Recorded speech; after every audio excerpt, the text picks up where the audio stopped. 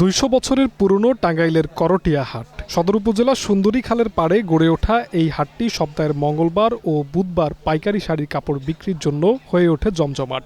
আর বৃহস্পতিবার চলে খুচরা বেচাকেনা। মঙ্গলবার ভোর থেকেই হাজারো ব্যবসায়ী ও ক্রেতাদের ঢল নামে এই হাটে। ঈদকে সামনে রেখে এখন তা আরও জমজমাট।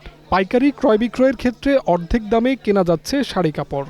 দেশের বিভিন্ন জেলার তৈরিকৃত প্রিন্টের বাহারি শাড়ি 3 পিস পাওয়া যাচ্ছে এই হাটে। একই সাথে থান কাপড়, শার্ট, প্যান্ট পিস, পাঞ্জাবির কাপড়, ছাপা কাপড়, গামছা, ওড়না, তোয়ালে ও লুঙ্গির বেচাকেনা চোখে পড়ার মতো। হাট ঘুরে ভোক্তাদের পছন্দ মতো কাপড় কিনতে পেরে খুশি পাইকাররা। কাপড় কিনলাম, তারপরে লুঙ্গি কিনলাম মানুষের দিবার জন্য, স্টিক দিবার নিজের জন্য। পুরাই মির্জাপুর থেকে আসছে কিছু শাড়ি কেনার জন্য, লুঙ্গি কেনার জন্য, জাকাতের কাপড় কেনার জন্য। দেখতেছি অনেক, আসলে খুবই ভালো লাগতেছে। ব্যবসায়ীরা করছেন পাইকারি দামে কাপড় বিক্রি। আশানুরূপ গ্রাহক ও দাম না পাওয়ায় কিছুটা হতাশ তারা। এই শাড়ি, লুঙ্গি, 3 পিস এখানে সব সুলভ মূল্যে কেনা পাওয়া যায়। সরকার চেঞ্জ হলো কিন্তু ব্যবসা বাণিজ্যের কোনো পরিবর্তন হলো। তার সংখ্যা অনেক কম, লাভও কম, এদিকে মালের দাম বৃদ্ধি।